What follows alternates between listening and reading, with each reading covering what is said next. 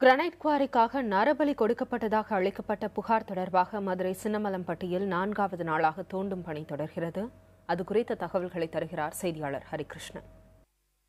PRP நிறுவனம் 2 மனநலம் பாதிக்கப்பட்டவர்களை நரபலி கொடுத்ததாக சேவர் குடியன் என்பவர் கொடுத்த புகாரின் பேரில் இன்று 2ஆம் கட்டமாக 4வது நாளாக தோண்டும் பணி நடைபெற்று வருகிறது. நரபலி கொடுக்கப்பட்ட இடமாக கூறப்படுகின்ற சின்னமலம்பட்டி சுடுகாட்டு பகுதியில் தற்போது 13 தொழிலாளர் இந்த பணியில் ஈடுபட்டுள்ளார்கள்.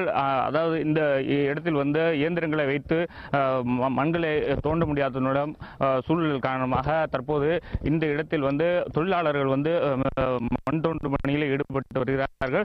அந்த காட்சிகளை நாம் நேரடியாக பார்த்துக் கொண்டிருக்கிறோம். இந்த பகுதியில் 13 தொழிலாளர்கள் ஒரு 3 குழுக்களாக பிரிந்துள்ளனர். ஒரு குழுவினர் இந்த இடத்தில் ஆழமாக தோண்டி கொண்டிருக்கிறார்கள். மண்களை எடுத்து மேலே கொடுக்கின்றனர். மற்ற தொழிலாளர்கள் மேலிருந்து இயந்திரங்கள் அல்லாத சூழலில் இந்த இடத்தில் வைத்து மண்களை மேலே எடுத்துக் கொண்டிருக்கிறார்கள். இதுவரை முதல் கட்டமாக 13ஆம் தேதி தோண்டும் பொழுது ஒரு 4 மனித எலும்புக்கூடுகள் கண்டெடுக்கப்பட்டு சென்னை மற்றும் மதுரை தடயவியல் துறை ஆய்வகத்துக்கு அனுப்பி வைக்கப்பட்டுள்ளது.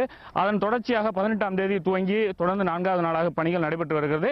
இதற்கிடையில் 18ஆம் தேதி 2 உடல்களும் மனித எலும்புக்கூடுகளும் 20ஆம் தேதி ஒரு மனித எலும்புக்கூடும் கண்டெடுக்கப்பட்டுள்ளது. தொடர்ந்து இந்த பகுதியில் வருவாய்த்துறை மற்றும் காவல்துறையினர், மருத்துவத்துறையினர், தடயவியல் நிபுணர்கள் உள்ளிட்டோர் மற்றும் சகாயம் குழுவினர் இந்த இடத்தில் ஈடுபட்டுள்ளார்கள். தொடர்ந்து இன்று 4வது நாளாக தோண்டும் பணி நடைபெற்று வருகிறது.